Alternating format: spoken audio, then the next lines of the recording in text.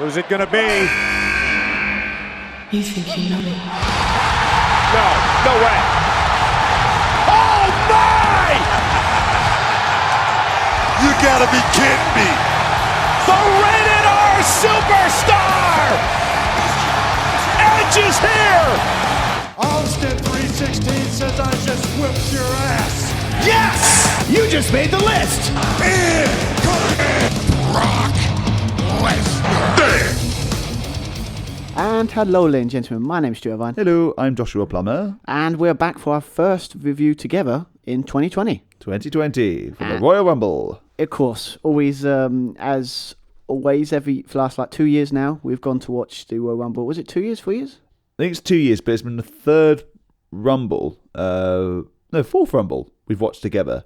Yeah, but it's like, obviously, the infamous one with Josh. Round your house, 2017, losing my shit. Yeah, and it's... in a bad way. Yeah, it literally was like, what we learned from that is one, we shouldn't watch it, round mine, and two, Josh shouldn't drink, because when he drinks and he's pissed off, it's... I shouldn't drink too much Scrumpy. That's why. No. It was just, we just drank so much and you just saw how pissed he was. Yeah. But yeah, so we went down the walkabout as always. Third year on the road. Yeah, it's been great. It has been good. So we did that. Won the quiz. Yeah, especially won the quiz. Yeah. Of the high score of 37. Continue our dominance even in our home prediction even in league. our wrestling knowledge. Yes. Well, let's be honest. There's this guy. As always, it seems to be a tradition as well as going to the thing that we always bump into someone that's like, that's like their first time, but they've gone before, and then we joined his quiz team. Yeah, I think his name was Wikipedia. I'm joking. He literally knew everything. And it was just hilarious because it's like, the annual score was 8.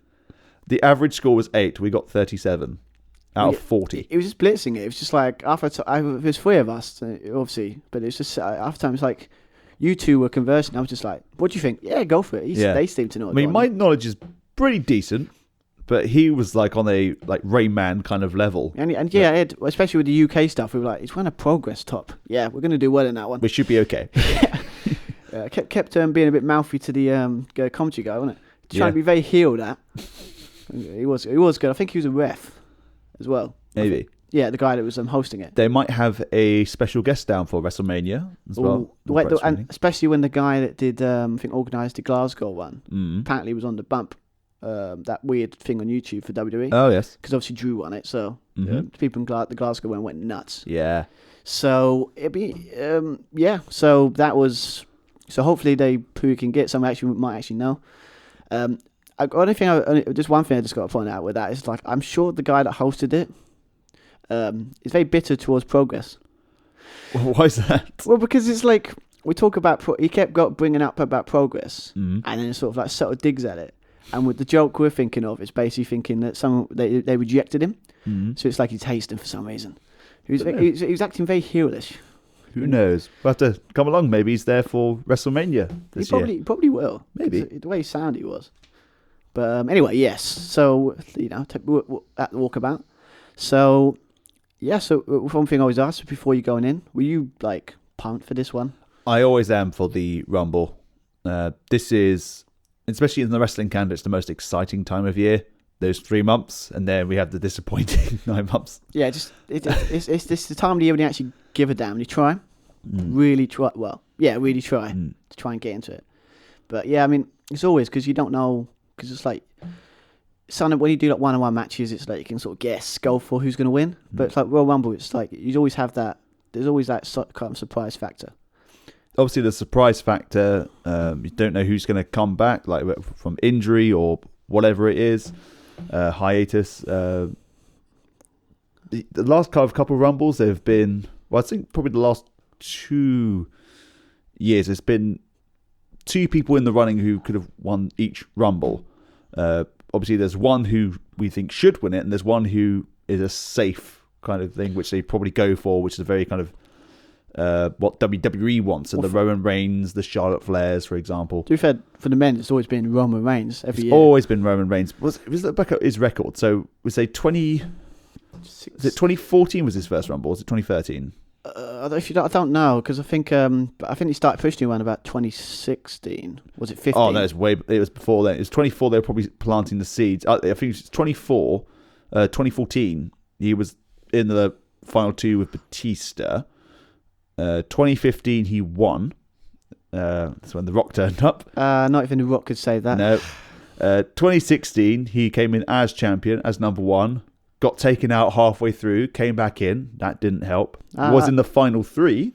Triple H and Dean Ambrose. If Dean Ambrose would have won that, that'd been very interesting. Yeah, that's what I kind of like Rumbles. It's sort of like when you see like a final four and there's someone you don't expect, you always think, could they?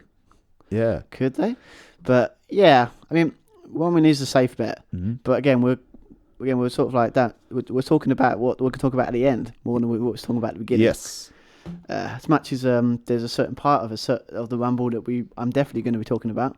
Mm-hmm. Well, we all know what that is. But I think I know what you're talking about. Yes. Oh, can't wait to talk about that. That's going to be good. Oh, I was waiting for that moment. I was really waiting for that moment. But anyway, yeah. So obviously, it seems to be like my catchphrase now. It's like we didn't watch the well, that's a lie. We did watch a bit of the pre-show. Yeah. But by duress. Sort of like it was on. It was like, oh, okay, we kind of want to watch this. But watching the clock going, oh God, we've got like an hour and a half left of this pre-show. For me, it's like, okay, we've got an hour. Okay, cool. It means we've got time to maybe cook in another 1-2 drinks before the proper stuff begins. 50 minutes. Oh, come on. Yeah, 2 hour pre-show, man. Come on. Yeah, too long. Especially when you've only got 2 matches on there. Yeah. So obviously, the first match they had, that was a Sheamus versus Chad Gable. Yes, we're calling him Chad Gable again. Again, he was really good, that one. From what I've seen, it's like again, it just shows how good Chad Gable is. Yeah. And if they actually pushed him, he could be like our version of Kurt Angle, maybe. Mm-hmm. Just saying, because he does have the look. He has a sort of athletic background. Yep. But he's short, so he's not going to.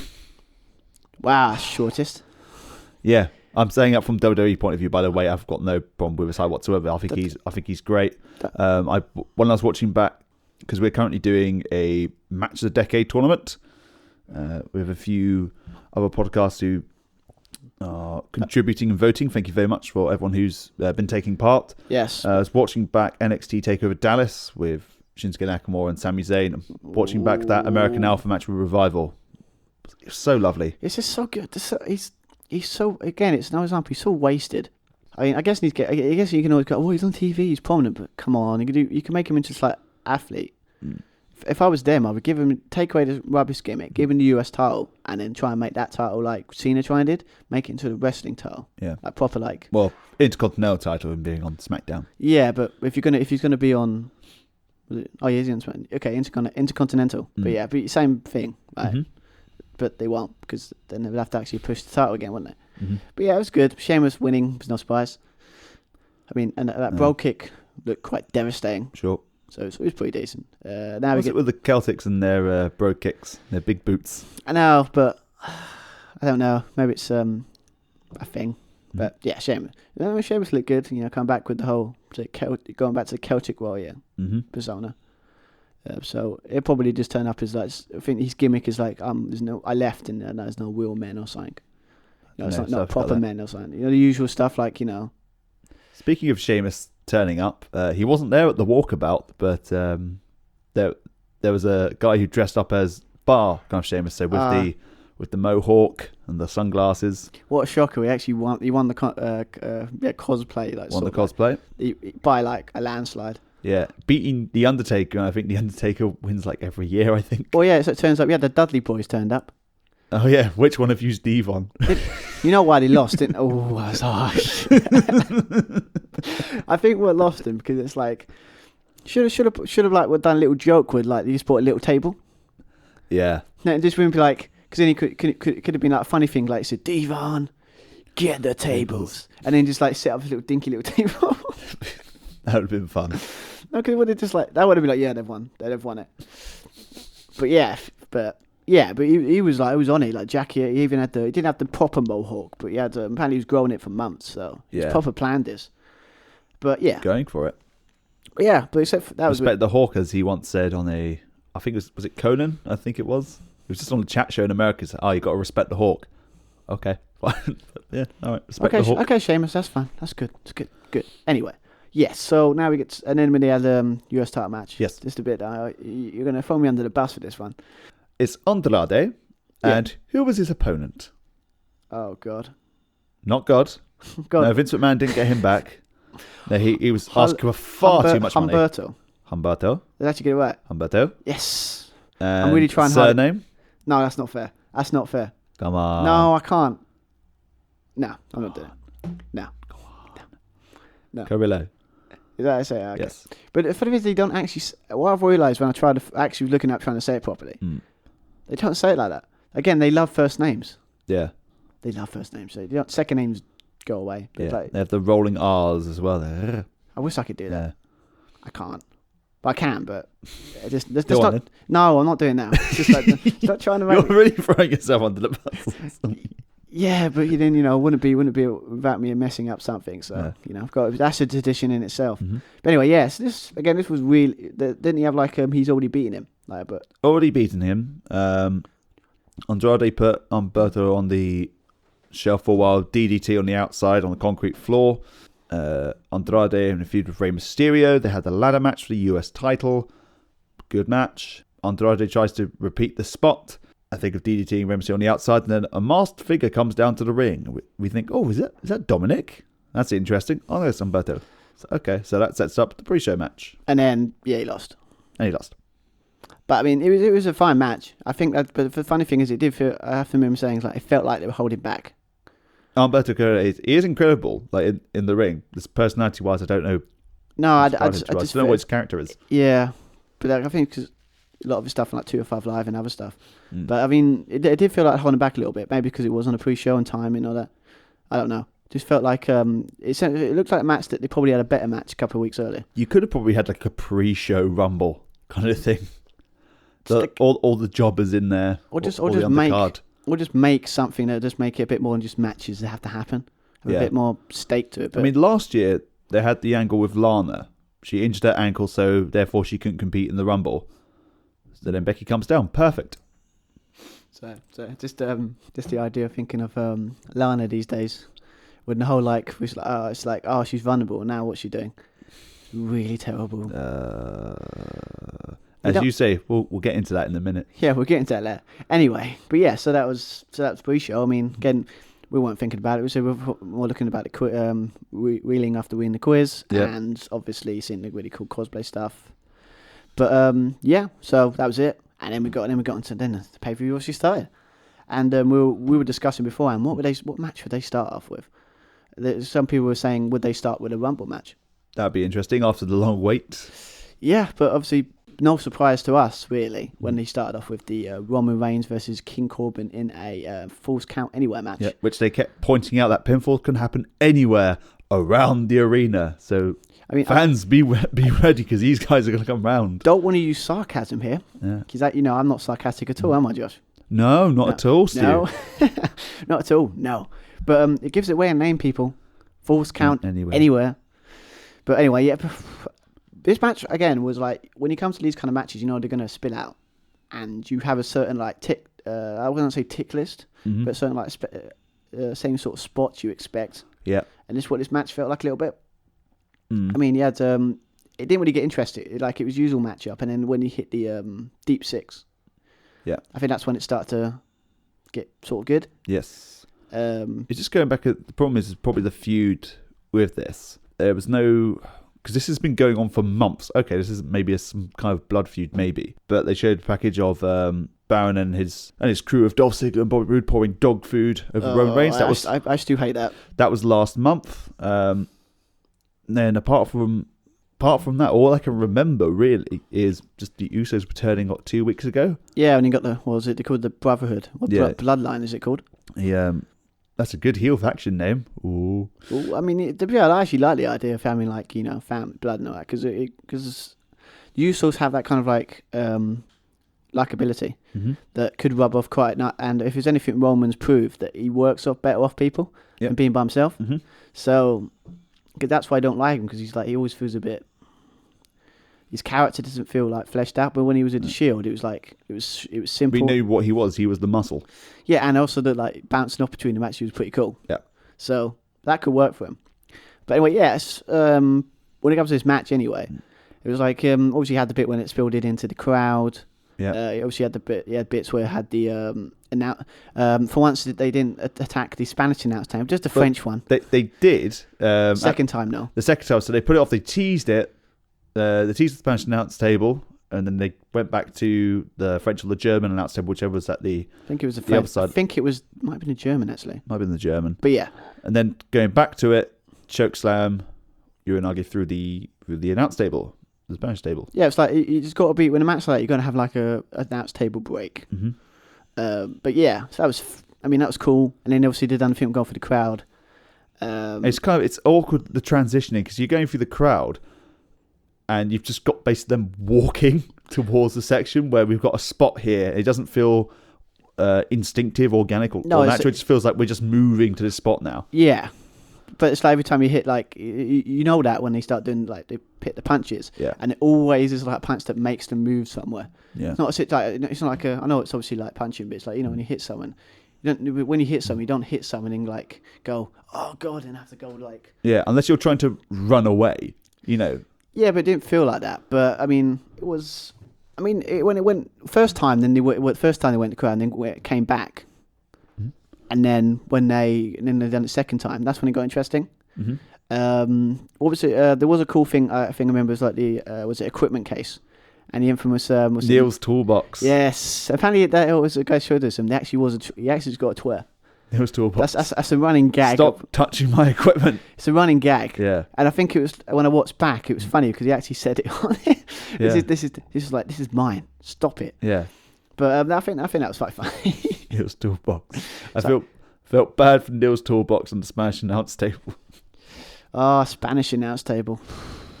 It's like that's a running gag in itself. One day I just want there to be some kind of feud or going on or whatever, and they're setting up the announce table and the Spanish announce team just had enough go, no, sod this, and they just attack the heel, whoever it is.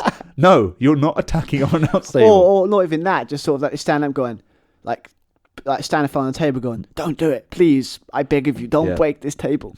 Well, that makes some gimmick out of it. It'd be great. Yeah. Because it is a running gag now, isn't it? I know. But just get a bit of vengeance, But yeah, I mean, it got a bit when they set up the really cool thing with the guardrail. On top of the boxes, it was quite cool. So, guardrail on top of the boxes, kind of setting up table S. This is when Rude and Ziggler came in to attack Roman Reigns at what they called the technical equipment area. It's like kind of everything around there is like a technical equipment area. Sure, there's a more specific term for that area. Production area, broadcast area. Yeah, but the technical equipment area. Surely everything's a technical equipment area. No, but it's like the tech area. Yeah, just call it that. Come on, people, it's not a big deal anyway. But yeah. So what you said? That happens, then the Usos come in. As you do. As the equalizer, and then all of a sudden he just totally focused on them. Yeah, and then this moment it felt like a 6-man tag. Yeah, I thought anyway. Mm-hmm. Out of all the things, of all the stipulations that Rome would have picked, I thought he'd pick maybe like a cage match, so Dolph and Rube couldn't get involved. When you've got Falls Count Anywhere, you're opening up to all sorts of attacks. Maybe that's what's happening next. Maybe like to try and big up for like finally maybe we can finally end the feud or something. And that's when the Fiend turns up, and then that might set up that match, maybe. But well, obviously, if we like that or not, I don't know. But anyway, yeah, and then also Roman's trapped in the cage now with the Fiend. Yeah. Oh, actually, no. No. That's a bit too soon. That'll bring back too much Seth Rollins, Hell in a Cell memory, type thing. Yeah, but this would just be like a beatdown. This wouldn't be a match. I'm talking about after match, say Roman Reigns beating Corbin, spear, whatever, 1, 2, 3. And he comes for the ring. And no one can get in the cage. So it's like, and no one can get out. So the Fiend. That would be an awesome moment, I gotta be honest. But here we go, booked it again. We're doing it again, man. Yeah. We're doing WWE's job for them. Like, book it. Book that. Got it. Sorted. Just remember to pay the royalty checks this way. Thank you. Very much. Anyway, but then after that, obviously had Jimmy Uso doing the whole, the cool thing we jumped off the top. Yeah, the Jeff Hardy-esque kind of dive kind of from off camera, which was really cool. And Roman Reigns appearing Superman punches as well, just from out of nowhere, from off camera. They're always fun. He does love his Superman punches. He does indeed. But yeah, but then obviously, and then again, it's just like after this, the only moment he got to when he got to the dugout. Because obviously it's a baseball stadium. You got the dugout. You had the portaloos as well. Yes. I don't know. This is going to sound like a really weird criticism, but maybe it's just me. But if you're going to put him in a toilet, either put his head in the loo, flush it, or get him covered in shit and piss. Yeah, that's what I was. I was sick in the air, but it's just like that's supposed to be the. He came out and he was fine. It was like at least put some was it the blue? They have this thing that you have in toilets, blue stuff or something. Yes, exactly. So cleaner. Yeah, so make it look like it's really embarrassing, but he didn't do anything with it. No, nothing. Yeah, just a little nitpick there. Mm-hmm. But but when it got to the dugout bit, I was like, okay, I was expecting them to do some sort of they fall off it, or they do a thing where you go through it. Yeah, exactly. Some kind of crash spot. But no, it was just a run up, spear. Oh, done. Yeah, well, Superman punched then the spear. Yeah. And then, but I know one thing, because obviously insurance reasons, you can't exactly break a roof, because that costs money. Mm. But it's just it would have been cool if I had a bit more of a spot, but... Yeah. Well, we all knew Roman was going to win here. Yeah, they probably weren't going to do anything too risky if they were both in the Rumble. That's true. I think it was someone said, I think when the guy was talking to, the one the quiz for us, technically. But he was like, oh, that means he's going to probably win the Rumble or be involved. Yeah, probably. He's definitely in the final two. At the time, we thought that. Mm-hmm. So, but yeah, I mean, this match, it was. I enjoyed it. Mm. I think it was. You expect this kind of stuff when you got this kind of stipulation. It's always going to have some fun moments. When I hear Falls Count Anywhere, I'm thinking, okay, going backstage. The last fun kind of Falls Count Anywhere match, I think, was probably was it Sami Zayn and Braun Strowman? That was quite fun when you had Drew and Baron just trying to beat down Braun to get Sami involved in Money in the Bank. That's what it was. Yes, remember that. I think, yeah. But I know, because when I think Falls Count Anywhere, I think of the old WWF SmackDown games where you used to be able to go literally backstage. You could just throw people off trucks and off buildings. Oh, it's great. When you used to climb off the old SmackDown set, go on the fist, fight on the fist, swanton bomb off the fist. Oh, God, sometimes you wish wrestling was like wrestling games, right? But then sometimes you don't. Yeah. But it's just, I get that. But again, it's how W do Full Count Anywhere matches. Mm. You expect him to just be on the crowd and all that stuff. Yeah. So, but it was. I think it was a good solid match. Nothing happened that made me. Something a little different to start the show. Yeah, nothing pissed me off. That's usually a good sign. No, isn't it? Well, only if the feud continues. Hopefully, it's dead. I don't want to talk about it. Anyway, yeah. So yeah, that was good. Obviously, you knew after that he was going to be in the Rumble. Well, he was anyway. But it was announced anyway. But you knew maybe you get to the final. Yeah. Something like that. But hey. So make him look strong, even though you don't really need to. No, because obviously we know it's Roman freaking Reigns. Mm-hmm. So, but yeah, it was good. It was good. Good opener. I think it was best choice.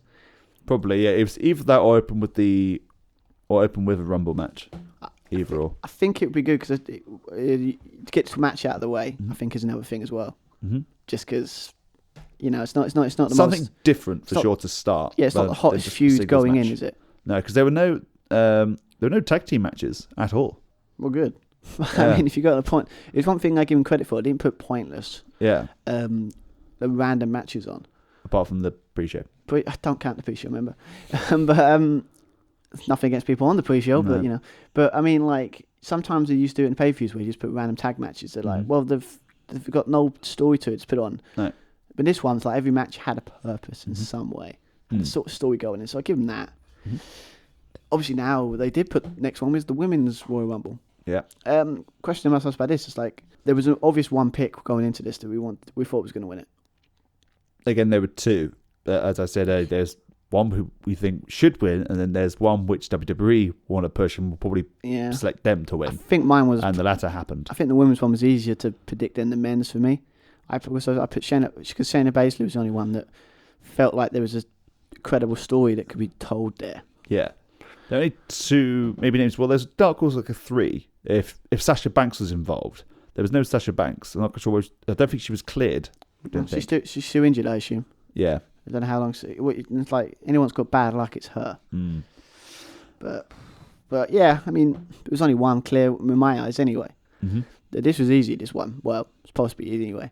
So yeah, I mean, obviously we had Alexa Bliss started off this one. Yes. And then we had number two was Bianca Belair. Yeah, she looked great. Yeah, they pushed her brilliantly. Yeah, I think that's the most eliminations in a women's rumble. I think she got like... Or joint because of Shayna at the end. Oh, she went... They both went on the spree, but they're like partway through, leaving only herself and Alexa Bliss. But we'll go back to that in a second. So running down... we had some cool surprises. You had, was it Mighty Molly Holly? Molly Holly. Yeah, I mean... Got that bit, Molly Holly, right? I mean, it had that weird thing with the thing that had no right to get over, the Hurricane. Yeah. Like, how the hell, to this day, I do not know, how the hell did that get over? Yeah. Wrestling's a weird thing. But yeah, she was part of that thing with, was it Rosie? Superhero in training. Yes, yes. I mean, the interaction between The Rock and that was like... Yeah, I remember with Molly winning the hardcore title at WrestleMania 18. Yeah, or the bit when she lost, she had a match for the women's title and she lost her hair. Yep, WrestleMania 20, but not as Mighty Molly. No, just as the really bitchy, like, Molly Holly. Mm-hmm. The match which wasn't included on the VHS of WrestleMania 20. Really? Wasn't on it. What the question is, would it be on there now? It would probably be on the network, but on the VHS it wasn't there. What a douche thing to do. I know. Well, expect nothing less from WWE. Anyway, but yeah, so we had that. And then obviously it was a 2-on-1, and then obviously Nikki Cross, and I still think she's came on, and obviously Alexa got a best friend. Of course. So bit of gimmick infringement, the first of many in this match. Hugging it out in the middle of the ring. I'm going, that's Trent and Chucky T's thing. Lawsuit. And then after that we best had friends. Friends. Well, to be fair, you could always... Anyway, no, we won't go there. We'll be here about... If you go about people taking, like, gimmicks, we'll be here forever. But, yeah, and then obviously after this, you had Nicole, that was cool. And then you had Lana in this nice little, I think, Captain Marvel outfit thing. Of course. It was really cool because Captain Marvel... Yeah. It's also very annoying. Yeah, I to be fair, I finally got around to watching it. It's not that bad of a film. It's... I can sort of get why people don't like it, but then... Maybe I just don't... But you both have an attitude problem. Yeah, but it wouldn't be a thing that would not... I don't know. Maybe I'm just really more... I try to enjoy the film. But anyway, it's not... But yeah, so Lana was doing, Lana stuff. Like, basically her whole in-ring style is basically she's got good kicks. Yep. And she's got this really cool... Was it basically X Factor? It's basically an X Factor. Yep. That's ironic when you think about it. Come from X-Pac and he didn't get... Go away, Heat. Yeah. Then, obviously, after this, they had, Mercedes Martinez. Mercedes Martinez. Always nice, rolls off the tongue. Not quite nice, that name, to be fair. Yep, good look as well. Yeah. She looked good. I think she done well she was in last year's Rumble, wasn't she? And she did quite well. I think so, yeah. So they did that well. And then after that, they had obviously Liz Morgan, the storyline of the scandal. Yeah. Oh God, but I don't know what to say. To quick go into like Liz Morgan's look, are you liking this sort of like thing, or is it? I thought there'd be more to it when they were doing these kind of mystery kind of promo packages of her in like a hotel bathroom, whatever it was, and I need to completely change. I'm like, there's going to be a massive change. Because she was this kind of bubblegum harlequin. I know, I like that. Kind of bummed. It's funny, these opportunities. Could have just played the old crazy. Yeah, but now she comes back. Oh no, she's a lesbian now. What? If that doesn't reek of some of the bad moments of the Attitude Era, yeah, I don't know what that is. I mean, I think this storyline is like a storyline that yes, it worked back in the Attitude Era, because let's be on one.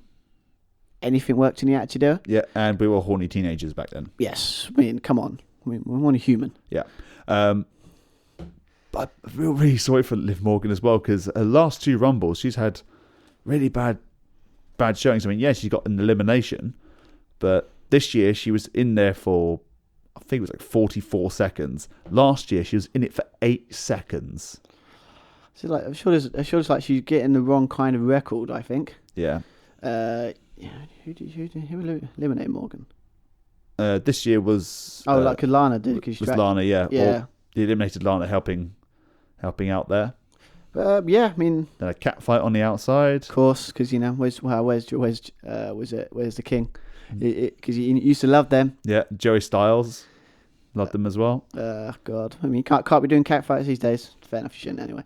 But then you obviously had Mandy Rose. Obviously, we've talked about Mandy Rose and one. You got to talk about Otis. That was a glorious moment. Oh, I mean, the use of camel work there was great. I mean, I just loved that. He's like eliminated in Otis, and he's just like, for some reason, this kind of, as I said, it works. Yeah, she got thrown over the top rope, I think it was by Alexa Bliss. Oh, she's safe now. She landed on the apron. Then she rolled off the apron. This is when it's still on the hard cam. And everyone at the walkabout is going, what the heck? Why did you just roll off? Oh, you clearly like botched your elimination or whatever it was. Yeah. She rolls off and then quick camera cut. There's Otis. Saved. Why does this work? Why does this work? I don't get it. It's just like, I think, as I said to you before, it's like, I think we get it because it's like, unlike, the Bobby Lashley and Lana thing, where Otis is like the sort of everyman. Yeah. Sort of like, he's if you go by, you always go by the gimmick of like, it's all about looks. Yeah. No offense to Otis, awesome, funny guy, but he's not exactly a looker, is he? No. No offense to him, but it's like people can, if you go storyline, you can, guys like anyone can relate to that, because it's like he's basically being himself and attracting a quite. Yeah. I think that's why it works, or it's just because Otis is character. Otis is really entertaining, and he can make it entertaining. He can make a turd into anything, like be good. I think it's just really entertaining. I think anyone who has a ridiculous finishing move usually gets over, and that's kind of evident. Or something that happens later on as well. So you had The Rock, the People's Elbow. You've got Scotty 2 Hotty with the Worm, and you've got Otis with the Caterpillar. Just something so ridiculous. It's kind of the reason why I love wrestling, because anything it doesn't have to be too serious when it doesn't want to be. It's cabaret. You can do whatever. You are listening to the Josh and Steve Wrestling Podcast. We all know a certain person who hate comedy wrestling. Yeah. So if it works, it works. Yeah, I think that's why I love like watching wrestling, because just like anything can get over. Mm-hmm. Just sometimes it's about moment. Just got to find the right moment. And this is surprisingly working. It's like they're admitting that they're doing wrong, because they've just basically done a similar storyline, sort of with like a love something like a triangle type thing, but they've said, well, they could do it wrong in the Lana stuff, but then in this they can do it right. Yeah, because they relied on comedy with this one. It's a bit more light-hearted, whereas one on Raw they tried to be very kind of reality TV melodrama. Nobody likes that. I mean, if you do, good for you. Apparently it's the most hottest feud at the moment. It's just because of how many views it got on YouTube. Yeah, it's bad. But yeah, so you had that, and then you had I was talking about surprises. You had Candice LeRae. There was there were talks about them having 10 NXT, 10 Raw, 10 SmackDown. It didn't exactly do that because obviously the whole ratings war with AEW, and they've extended their contract. So they thought, oh, bollocks to it. We'll just do what we're going to do. And they scrapped that plan. But this one, the Women's Rumble, they had 12 NXT, 7 Raw, 7 SmackDown, and I think 3 of them were free agents / surprises. Again, the show, I think it seems to be, unless they're really understanding that NXT is probably the reason why anyone watches it anymore. Yeah. So I think they're trying to really push them. The Battle Royal was really good as well. That was the issue I had again. As same as last year as well. There was not a lot of build for the Women's Rumble. If you look at the list of participants that were announced compared to the Men's Rumble, there was like 7. Yeah. I mean, it just shows like they put so much effort into the first one, but it's like they thought, they went, we've done that one. That's forget about the next 2, because the second one was good, but it's like this one, they didn't put much effort into it. What he obviously did, because it's one we have to, but like there were some things. It just felt, I don't know, maybe it might just be a simple thing of just saying what's the build, but I just don't. It just didn't. There wasn't a lot of build, to be honest. It's kind of, but but the Battle Royal was good. But I mean, another thing at the moment, it's like we had obviously we're talking about Belair, like pushing her, like she got a lot of eliminations. Yeah, I think the big one she got is Tamina. Yeah, like, even though no one really cares about. I know, but it's like it's not in the sense of like, I think it's because she's quite big, so it's like her eliminating her like shows like a strength. Yeah, and like so I think that's why like you can eliminate anyone, but her shows how badass and how strong she is. That kind of works. Yep. But then it's like another thing I realised, like Dakota Kai. A missed opportunity, would you say, with Tia Nox? Yes, I mean they had their match at NXT this week. Tegan Nox got the victory thanks to the help of Candice LeRae. But yeah, I'm quite surprised they didn't do any spots where, obviously, it's fine if you spread it out, but I'd thought if Tegan Nox is coming in later, has maybe a decent showing, is maybe about to eliminate Charlotte Flair or something like that. And then all of a sudden, Then Dakota Kai comes out, costs her, Or the other way around, it would have been worked. But I don't know, it's just kind of missed opportunity, really, right? Mm-hmm. I guess they didn't want anything too similar with the Liv Morgan and Lana storyline, I guess. But, Yeah, I know. But it didn't really... I mean, obviously, one thing you got to point out is the cat's on the laptop. No, always happens. Always seems to be a cat. And Gilligan, my microphone box. Oh, you love boxes, don't you? Keep talking. I'm going to get her off the table. But yes, I mean, another thing I forgot to know was we got women's version of a coffee spot. Yeah, we did. Obviously, we got to talk about Naomi's new look with the afro. I like the afro. Really liking that look. But yeah, it's like she was on the apron, and obviously I think she was like pushed. I think they were like trying to push her, but she like walked, went down the stairs, steel stairs, and then just jumped and landed on the barricade. Climbed onto the barricade, and then it was like, oh, okay, and then she walked. I think it's like what ran it through this. She's like as you said, was there too long. Yep. Sort of made her way up to the announce table, and then just stood there for like 10 minutes, deciding what am I going to do? How am I going to get back in the ring? It's like just lay the top of the announce table, that lid thing, lay it against the steps, walk across it. Well, did eventually, but it was more near the end. But I mean, unless she was playing smart and going, oh, actually, I'll just stay here until it's the final. Well, I mean, whatever. Yeah, I mean, in that case, you'll stay there. Yeah, I mean, probably what happened is either get straight back in straight away or stay there. Wasn't nothing. Oh God, now obviously we're not going to get. We're not these people who go every entry. Okay. Because we can, but it's like anything could be. We want to. I mean, I just want to go for the bits I noticed. The highlights for sure. Not really highlights, but a bit of a moment. Was it Santina? Santina Morella. Or Santina Morella. The infamous WrestleMania 25 Miss WrestleMania. Oh God, when women wrestling was just a joke.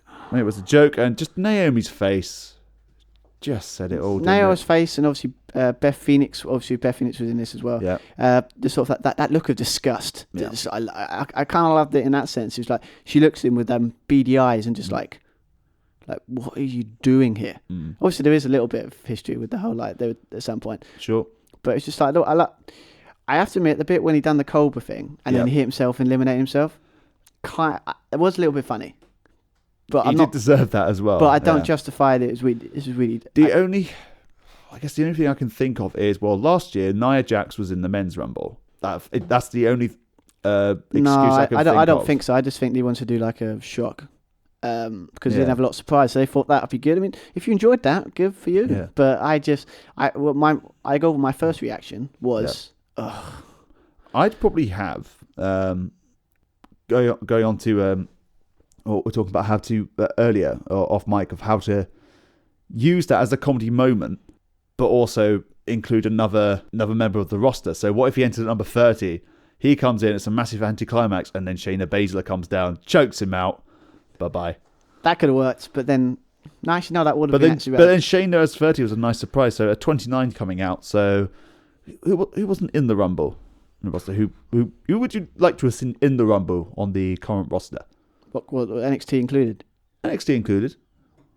NXT UK. I don't know. I mean, because obviously Rhea Ripley maybe, but I thought she didn't need to be in this match. Yeah. Really. Not really, because obviously had Toni Storm probably would have said, but she was in it, and that was really cool. Kaylee Ray maybe. Yeah. I mean, I still have to watch that match. I think it was Blackpool 2. The one where they had the triple threat for the UK title. Yes. Got to watch that, because that was really good. But no, I can't think of anyone, because obviously most people you would want were in it. Mm-hmm. So it's like, because obviously the only ones you can think of NXT stars, because they're the ones that they actually push quite nicely. Mm. But no, I think I was just happy Shayna Baszler was like, when she turned up, they really hell broke loose. They went all out with it. Oh yeah. I mean, I think she got the last, was it 5 of the 6 eliminations? She eliminated 8 people in total, including choking out Selena Vega on the rope. Well, she got like Tina Nox, Savannah Vega, that was it Blackheart, or has he got Blackheart? Shotzi Blackheart. Lynn? Lynn? No, yeah, don't worry. The Chinese. Yeah, could you say? As always, terrible at pronouncing, I apologise. Was it Carmella, Toni Storm, Naomi, and she eliminated Beth Phoenix. Mm-hmm. She went through like a tear. And did she eliminate Natalia as well, or was that by Charlotte? No, that was by Beth Phoenix, wasn't it? Remember they teamed up and then she turned the usual turn thing. But yeah. Oh, like a husband, like wife. It's like Edge when eliminated Randy Orton. Well, the ultimate opportunist. There we go. Yeah, well, I gotta love that. But I like the way he didn't bring it up as well. Would have been nice. Like, because I didn't want... no surprise. Anyway, I can't wait to talk about it there. Anyway. We all know it happened. I know, but it's just I want to... Oh, just every time... Anyway. But then it was the final two. As we expected Baszler to be last. And Charlotte. And then we thought, okay, are they going to do the whole thing where like they're going to do like a Roman situation? Where like they put Roman in to make us go, oh no, not Roman, anybody but you. Yeah. And then Baszler wins. But that didn't happen. And Charlotte won. Yeah. I mean, Sasha was trying to using her leg scissors, like trying to, and then she pulled Baszler over the top rope and she won.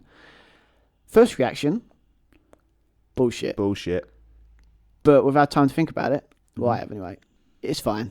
I mean, I think Baszler was built like really good when she came in. Yes. And I've got a feeling she's going to go against. I think we're going to get that feud with Becky.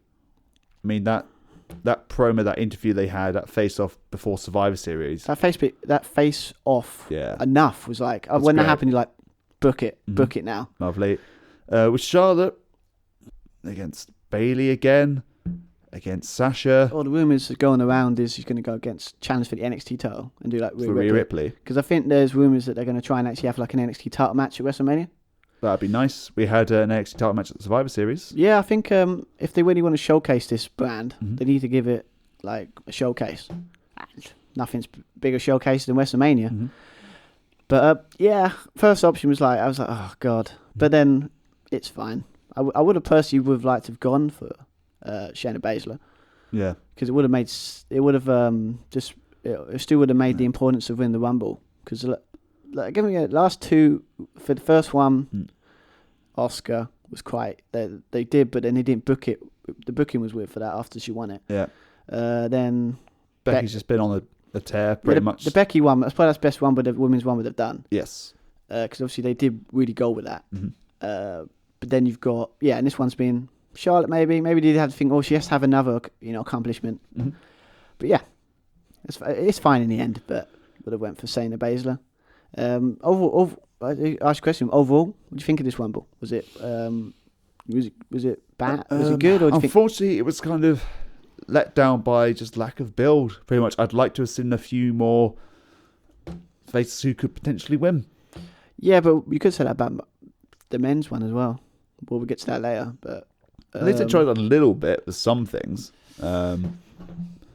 But there's hardly any mention at all with the women's, apart from Charlotte declaring herself in the Rumble and a bit of a Battle Royale tease, which had nothing to do with the Royal Rumble. Yeah. And the next day. It's just the booking of it was a bit weird. But, I mean, yeah, I think it did start treading water a little bit, and it wasn't like... The pacing was all right. I mean... It didn't... Both Rumbles, to be fair, they didn't feel like they were an hour long.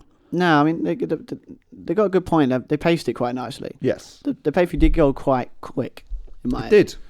But, yeah. That's quite nice having, just, again, fewer matches, but focusing on story and the quality and whatnot. So, NXT takeovers. Yeah, I think great. Maybe they are 2020 turn over a new leaf, maybe. Maybe. Or am I just doing that optimism thing again? But yeah, so... I think we're going to get... I think the Baszler versus Becky Lynch is definitely a thing. I think so. That's locked in.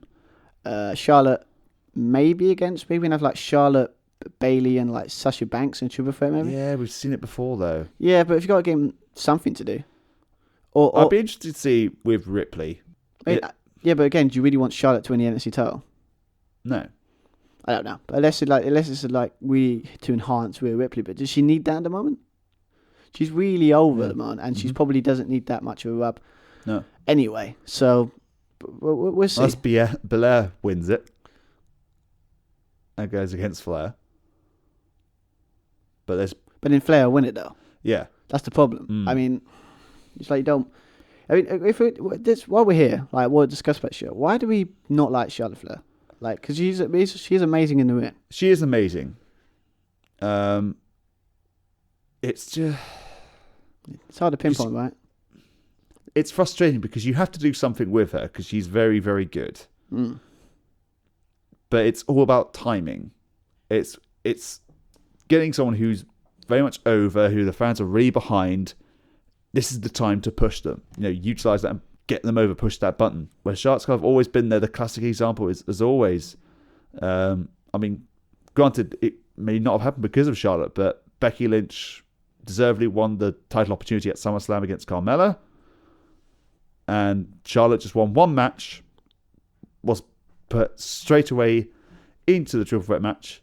Oh yeah, I mean, it was a weird. I think it's just she might. I think it's because they just gave her the title too often. Yeah, and they've put. You said moments. They put her in the right. There were certain into matches that she had no right to be in. Yes.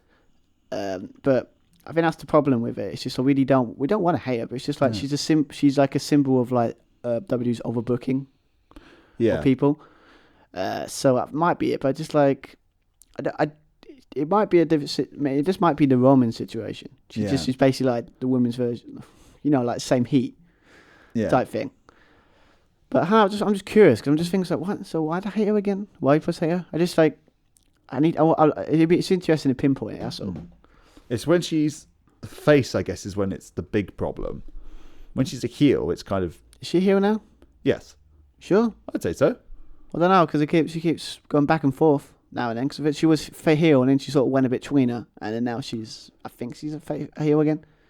No, you're probably right. She's probably more of a tweener, but she's much better as a heel. Yeah, but yeah. So she won it, and that's fine. But yeah, we're getting that Becky Lynch, Shayna Baszler. So I'm not too bothered about it now. Not as much as I was at the time. Mm-hmm. But I don't know about yourself. Have you mellowed to it a little bit more? Yeah, I guess so. When you think about it, it's not a big deal, is it? It's not like it doesn't ruin if it doesn't ruin a match that we're going to get anyway. Well, I think about it this way: if Charlotte's won it this year, she probably won't like it. Most likely, won't win it for the next few years. So maybe it was just to get it out of the way. I guess so. Yeah, but then it shouldn't be. I mean, they can still do a storyline where she loses it and she wants to challenge Becky, but then Shayna turns up, puts the Rumble spot on the line. Shayna wins. That could work. Because there would be rumours that maybe I remember seeing like it might have been months ago, Cold Holic or like What Culture, I think. What Culture put like sort of like with stories going forward where the match is going to happen for WrestleMania. Mm-hmm. And I think one of them they did have a thing. I think it was Kabuki Warriors versus Ronda Rousey and Charlotte. Okay. I know it's a bit of a random one, but it's still a marquee match. So long as Kairi Sane comes down on like a zip line on the pirate ship, fine. Well, they could do it. I mean, she's the pirate princess. Why not? Let's go for it. Yep. But I mean, that could the whole thing. She loses a shot. Maybe that could work. Maybe, but we'll find out. But anyway, yes. So after that, we had the. Sadly, with this one, this is probably under not a lot of heat to it. We're talking about the SmackDown Women's Title match between Bayley and Lacey Evans. Mm-hmm. I've got to be honest. Funny thing with my notes, I've only got like 3 bullet points because. Okay. It's not insulting to them. It's just like it had no. Bayley's heel run has been a bit meh. It's been underwhelming because when you have a big change, especially image change and character change like that, you would expect maybe a bit of a winning streak or something, but nope. No, it's just like they've done it again where someone attitude changed, but they still lose like they would, or like nothing really changes. Yeah, even if you enlist to help your friends, so Sasha Banks, for example, like you may not be any good or on a bad streak, but you use your friends to help you out and win. Yeah, it's just I don't know. It's just it feels like what's the point of turning in the first place? Yeah. And then obviously it's weird because they've made her more prominent. Yeah. Than like because obviously like Sasha Banks, it feels like Sasha Banks is like I don't say lackey, but sort of like beneath her. That's not how it works. It should be an equal thing.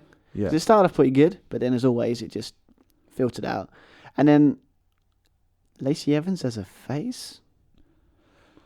That came out of nowhere, kind of a bit like Drew as well. Yeah, but it's more of like, who do you think who can actually pull it off? Yeah. Drew can, because Well, Drew has played good face characters before. We've seen that in NXT. We've seen it in ICW is a fantastic example where he returns and saves Jack Jester, save his friends. There's a fantastic pop there. yeah, it doesn't mean it's really good, but Lacey Evans, no. When you spent your time as the heel where you're this lady, this Miss America kind of thing, everyone's nasty. Yeah, and then all of a sudden you get like basically acting like that thing from As soon as they mention that she's a mother and she's been in the military, you're instantly a face. No, that's not the problem. It's just like so sudden, as you write, so sudden. Yeah, it's like that. That's what, because she's in the military. yeah. Okay, cool. But it's easy. It's easy. It's the old American patriotism, right? Yeah, it's basically like Glow.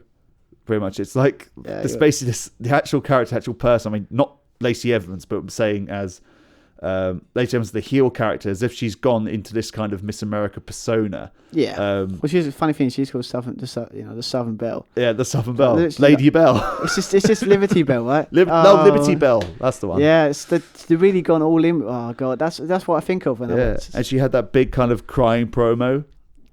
It just sadly it doesn't work. No. You can't do shifts like that. They have to be sort of earned, and this doesn't feel like it was earned. No. So it's like you got one side, you got a heel that's underwhelming, not working. Yeah. Then you got a face that's possibly underwhelming and not working. Mm-hmm. Then you put them in a title match. You expect it was doomed to fail from the start. Yeah. I mean, the match was okay. I mean, you've got some vicious strikes from Bayley, whatever. Yeah. The match, well, I guess to the interest of the crowd, it didn't have enough time to get going. It was the shortest match on the card. I think it was like 8 or 9 minutes. Yeah, but it's not much. I mean, it's not much here really. No. I mean, nothing against it. We had the bit with what was it, Lacey's kid. Yeah. That at first I put in my notes. It was quite funny. It's like, who's the kid? Yes. And then it's like, oh crap, that's the daughter, isn't it? Oh yeah, she shows what I've been paying attention, isn't it?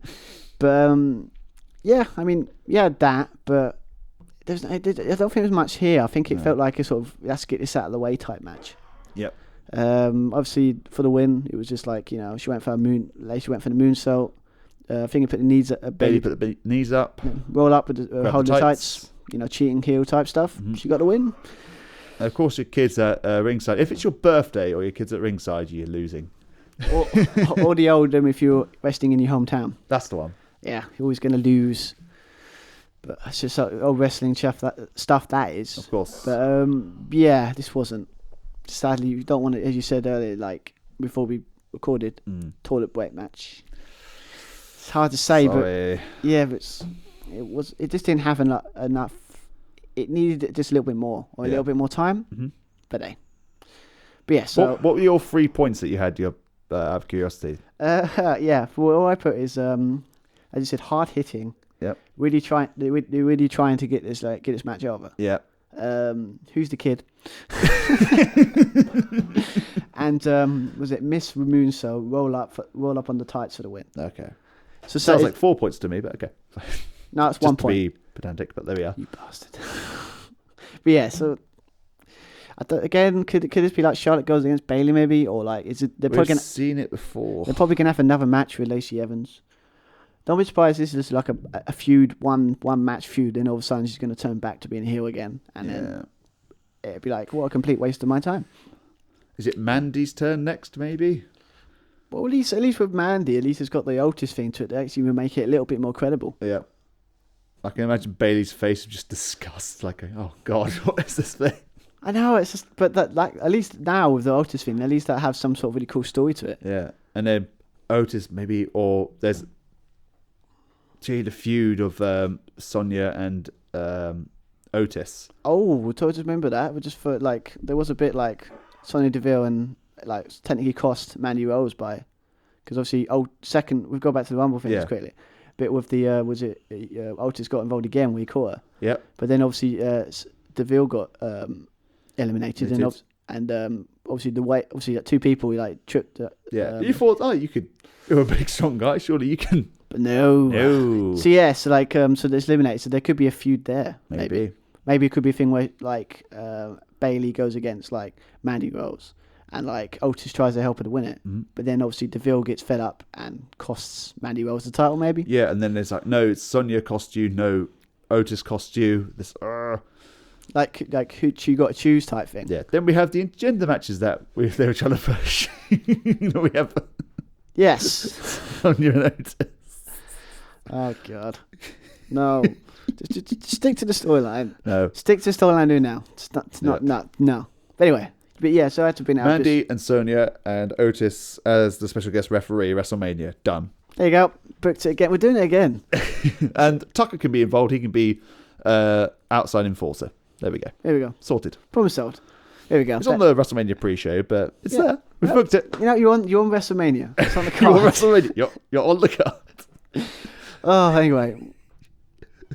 Oh, we're just too good, aren't we? We're just booking it too good. Oh. Anyway, yeah. So that Bailey match was just meh. Just wasn't up for it. Now we get into a match that really was good. Yeah. The Fiend Bray Wyatt going against Daniel Bryan. Yes. In a strap match for the Universal title. Yes. Stipulation I was very confused about to begin with. About that, because I thought that it involved like the 4 corners. Yeah, the only thing about that is always, well, we all think of the old Texas Bulldog matches. We haven't done that since JBL and Eddie Guerrero. Yeah. But that's what I was thinking when a strap match. Yeah. But he used it because the Fiend kept running away or going under the ring, going to hell. So make sure the Fiend cannot run. All right.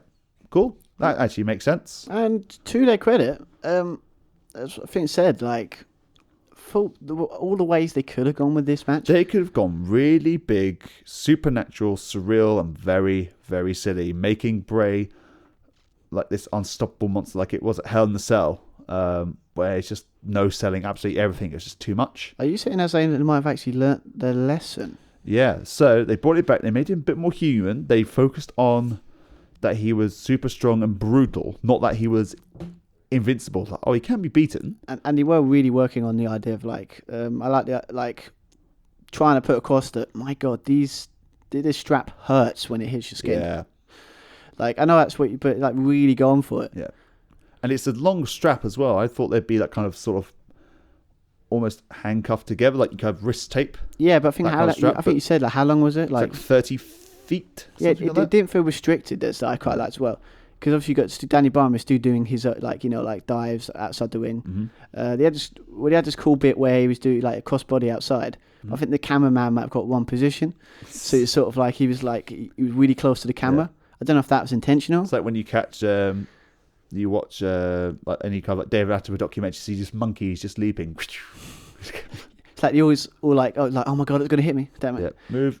But yeah, I mean, I think I don't know if that was like a on point, like to show like anything can happen. They demonstrate both characters' attributes really well. The Fiend, just strong, brutal, very menacing, using the strap as a weapon, being very aggressive. Daniel Bryan trying to use his technical ability, his mixed martial arts training, his mean streak. Yeah, to try and get the win. Like, it did feel like a fight for survival. Yeah, and it was the first time that the Fiend's been put into a submission hold. Yeah, I mean, obviously I like the nice little touch for using the strap as like put across. Mm-hmm. Yeah, I mean, literally put across.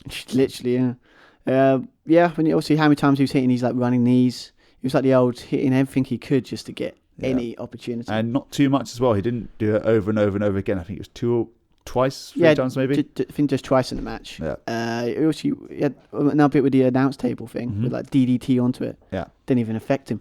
Nope. Like kind of like, yeah. She had the man. They had that cool one with the mandible claw, and he was like, you said, using his technical whiz to sort of stop. To stop. Yep. But yeah. It was attempting the running knee straight into Sister Abigail. That was very nice. Oh, that was actually very nicely. I led like that, and then obviously you thought there was a moment. You knew he wasn't, but good thing about this match, he did have that moment where you thought when he hit the is he called it the yes lock now? I believe so. Yeah, so the yes lock, and it's like you thought, oh, could he? Only like this seconds, seconds here. I'm not saying like, but then I kind of liked it when he finally. There was a bit where I think he hit the second one in the knee, and it was like he just hit it, and then all of a sudden, this really cool camera angle. He looks up, and it's just like all of a sudden, like Bray, the Fiend just gets up, and it felt like again they're trying to do the whole horror thing where he's just like you're like just trying to like when the killer you think you've got him, and then he gets back up, you're like, oh for God's sake. Yeah. It's like you get the kind of cliche on commentary, like, what does he have to do? At least didn't do the whole like, and we have a new champion. Yeah. So yeah, but yep. So obviously this ended with. Here is the Josh and Stu Wrestling Talk. The Fiend hitting the mandible claw to KO and then got the pin. This is the big thing now. 1, 2, 3. Yeah. Fiend disappears. Daniel Bryan is helped out by medical staff. He's been toe-to-toe with a beast, a Fiend. Yeah, and obviously if you see the back, he's got some marks, like proper marks. But yeah, I mean, I think this is surprisingly worked. I said, just like it wasn't. Yeah, they worked with what both these wrestlers are good at. They toned down the supernatural stuff. They focused on the stipulation. Worked well. Yeah. So the question is, do you think this feud is over, or do you think they're going to keep going for it? I think so. Well, they're going to book the cage match, aren't they? Yes. So I forgot we've got to use our own. Yeah. Yeah, use our own booking here, but I imagine he's going to move on now because he's had 2 matches now with Daniel Bryan and 2 different Daniel Bryans, pretty much. Yeah, and he was obviously one clean, right? Yeah. So that was cool. So the question is, like, the rumors are, I said Roman Reigns is probably his next moment. Roman Reigns or John Cena, maybe. Cena, maybe, but I don't see him turning up. I see him turning up for Mania. I don't see him turning up for, was it Fastlane or Elimination Chamber? No, but then when it comes to them kind of like being out there, they could probably get him because he is like so loyal. He could turn up to anything. Oh, that's a good thing, actually. Maybe. Elimination Chamber, Roman's in his chamber, whatever it is, but he's about to go out. The countdown happens, but the pod doesn't open. What's going on here? Lights go out. The Fiend's in the pod with whoever, and they can't get out the pod. No, They're being attacked. Let that so happen. one by one, they're each attacked, and they go, "There's nothing we can do. We can't get out the chamber. We can't get out this pod." The only problem I have with that execution. Yeah. How would you do it with such a close space to do it to everyone? Lights out. Simple as. You just have to cheat it. Yeah, but I think you can only do it to get the real pop. You can only do it for like one wrestler, though. Yeah. Couldn't do it for all of them, would you? You could cost one wrestler the match, maybe. It would make sense if it's like the Elimination Chamber is like a number contender match. Yeah. And then because obviously the person that won the Royal Rumble with men's is a Raw, so maybe you have like a SmackDown thing, and it's just like when like the Fiend is like who like wins or something, like the Fiend chooses his own opponent before the match ends. Yeah. Maybe. So it's like he's fed up and waiting. Maybe like a stalker, like a prey. But yeah, but I think Roman Reigns is the probably safe bet for his next match, unless you do a triple threat between Bryan, Roman Reigns, and the Fiend. Maybe.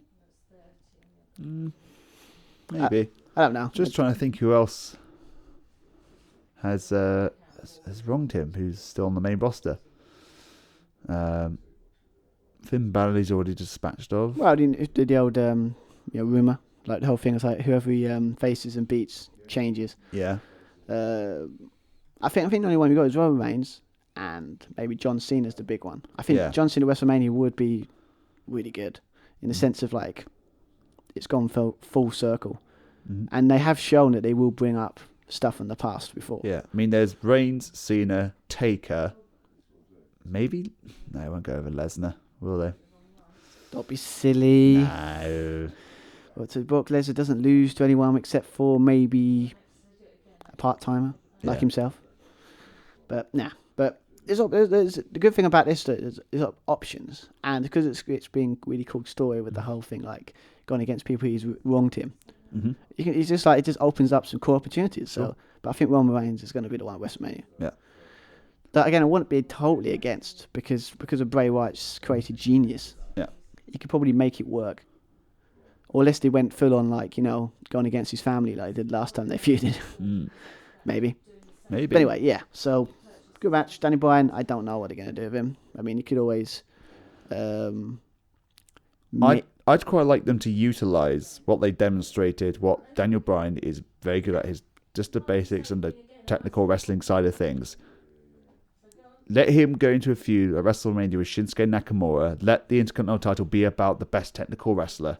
Just let them have their match. That could work. And it would be lovely. And Shinsuke Nakamura have a proper feud as well, instead of going against Braun Strowman and whoever. And also it could work, because obviously there was a little bit of story there when Bryan was just teasing to turn backface. Yeah. It was like they offered him to join their little team, didn't they? Yeah.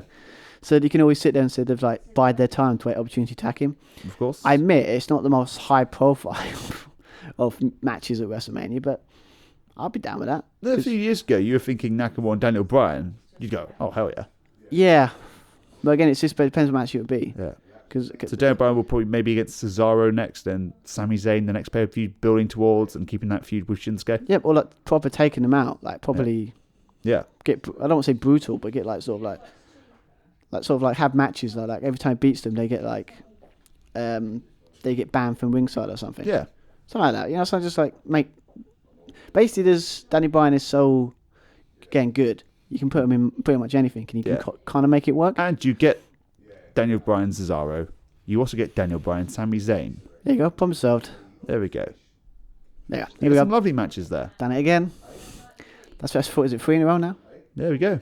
Oh, booked it. So what's our card so far for WrestleMania? We've got obviously Drew and Brock is going on. We've got Shayna and Becky.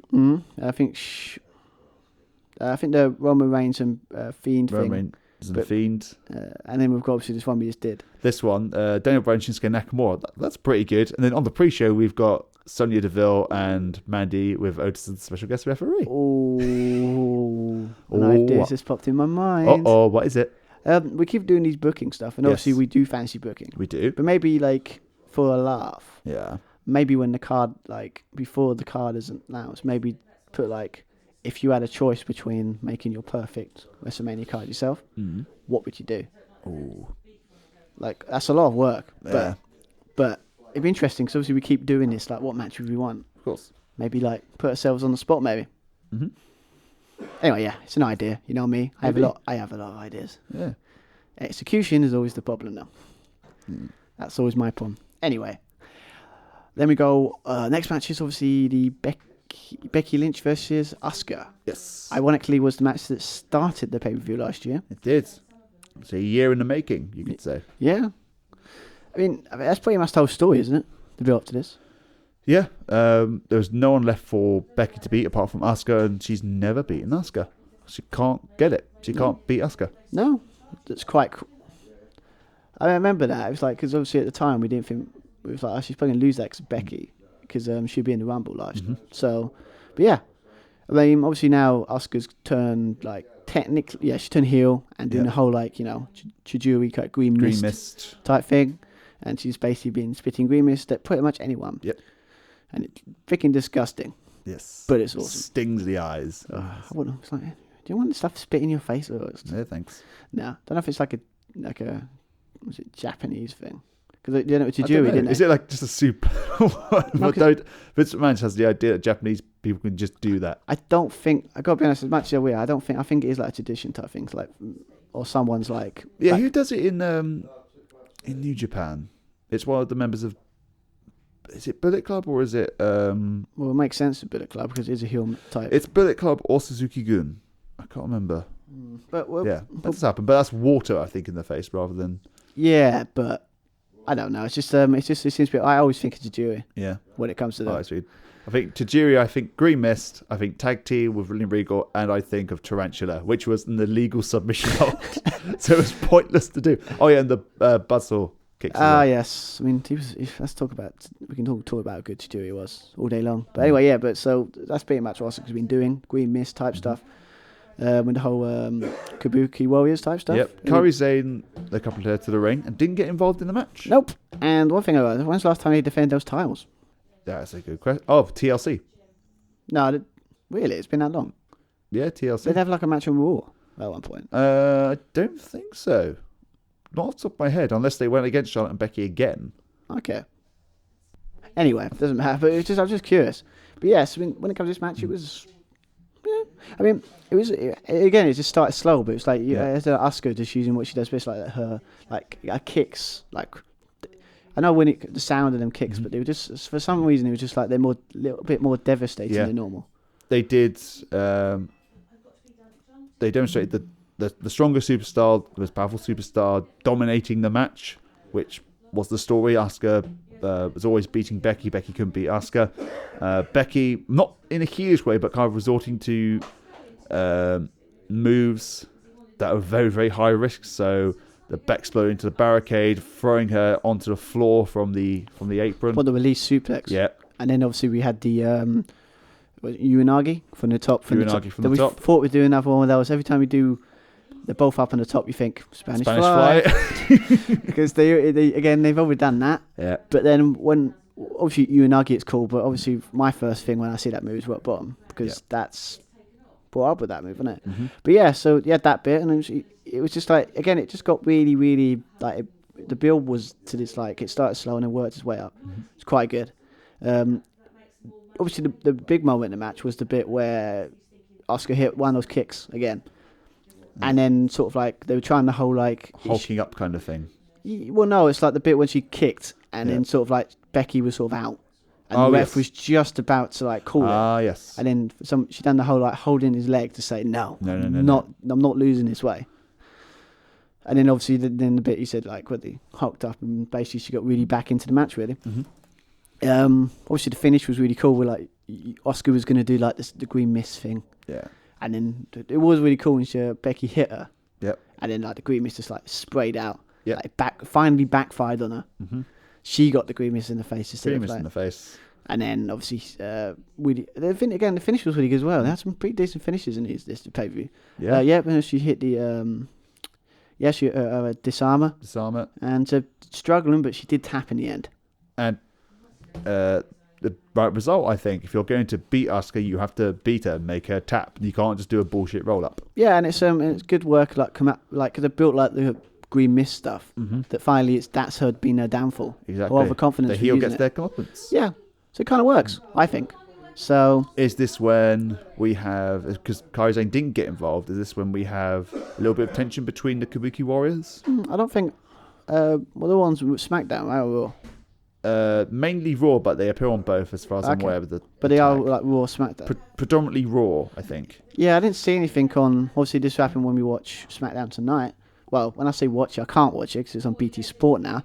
But when I watch the highlights of it, so maybe they might do something there. Mm-hmm. But wouldn't surprise me if there's a rematch. No, because they do like because now it'd be a rubber match, wouldn't it? Well, they gave away Charlotte and Asuka on this week's Raw. Yeah, that's pretty good actually. I mean, maybe that might start. So maybe what I was saying about that rumor that it's going to be like a tag match. Mm-hmm. Maybe that's where it starts. Maybe. But, well, she can challenge for any women's title. It says so. If she wants to go for the tag title, it's something she hasn't won yet. Maybe. I mean, I guess it might demean her the sort of Royal Rumble win, but unless you do the whole thing where she loses the Royal Rumble spot, it helps establish the women's tag team division. No? Yeah, well, it definitely needs it. Yeah, nothing. I mean, Kabuki was them titles have been the most relevant it's ever been. Sure, but they're still just sort of they just have them. It's not like a division, really, is it? No. But anyway, yeah. So, but then Becky, obviously, we talked about earlier with Shayna Baszler. It's probably her next WrestleMania opponent. Would you agree? Mm-hmm. I think so. Yeah, and we could always talk about Becky's run because one of the guys, person was sort of like when we were at Walkabout, was sort of brought it up like, oh, I'm getting bored of Becky, and it's like I worry for that because I don't want people to get bored of Becky Lynch. I don't want people to get bored of Becky. No, I think we said it before on this podcast. It's like you start it off with it's the storylines. She hasn't had the good feuds. Underwhelming feud thrown straight away with Lacey Evans when Lacey Evans should have been built up first and then, so maybe 2-3 months down the line, then go against Becky. But she ended up against Lacey, won that feud. Then because the relationship with her and Seth came out, and they decided to incorporate that into storyline. Then realised it didn't work. Then Sasha. The Sasha Banks thing. Sasha Banks was the only one which just felt like legitimate, And then Sasha Banks got too clean losses and then sort of like kill the momentum. Yeah. And that was it. Yeah. I mean, one with Becky's like I think we said before it's like she'll be fine. I think She'll be okay. because promo works on point most of the time. So if you got good promo work, she wasn't the greatest in the ring. Right. Not an insult, but she's not like doing all kinds of crazy stuff. But it's like a promo works good. So she could probably talk her way into making a match important. If you can do that, you should be alright. Mm-hmm. I think she just needs to feud, and I think Shayna Baszler thing would be that feud. I think so. That would be like if they book that right. Oh, that's going to be very exciting to watch. Good. But yeah, so that's where I think it's going to go. Do you agree? No, I agree. Yeah? I think so. Yes. Now we get to the main event of the evening. Indeed, we got. Let's get ready to rumble. Yes, as you pointed out, it's actually a boxing commentary. That's a boxing. But it's every time it's Rumble, you got to do it For sure. But yeah, so the men's Royal Rumble. A match of two halves. Yes, and pretty much built around that Brock starting at number 1. Yep. Right, cool to put him in the Rumble? I think so as well. Brock wanted to prove something. Obviously, he was there just to break the record. You could say that, but I wish he'd maybe put the title on the line. Yeah, but then I didn't need it. I kind of like because then you'd know they'd be the champion for 2 months. Then Brock would just come back. Yep. Oh, I'll have my rematch. Thank you very much. Which is like you can't do that. No, I know. It's Brock Lesnar. He can do what he wants. Mm-hmm. But no, I mean they could have had a pointless like WWE title match. Mm-hmm. They'd just be like, well, he'll win it, or at least they'd made him do something useful. Yeah.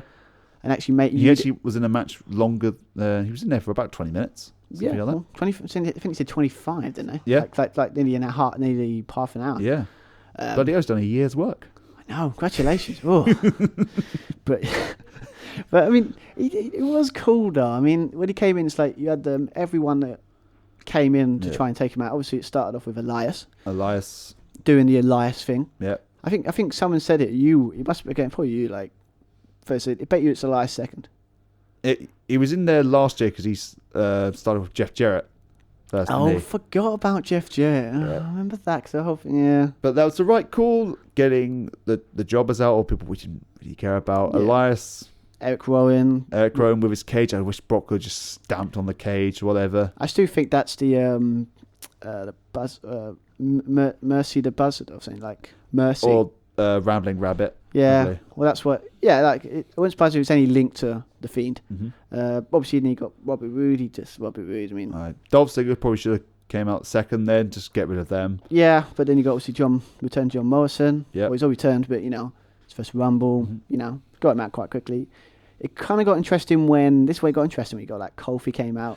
Yeah. And then you had Kofi, then you had Biggie, Rey Mysterio, then you had Biggie. Yeah. Then you had wrestlers coming out which Brock has either wronged or like beaten before, and people want to right that wrong, get a bit of revenge. Yeah. So maybe I'd like to have seen. I think that should have been the bit where like he got eliminated then.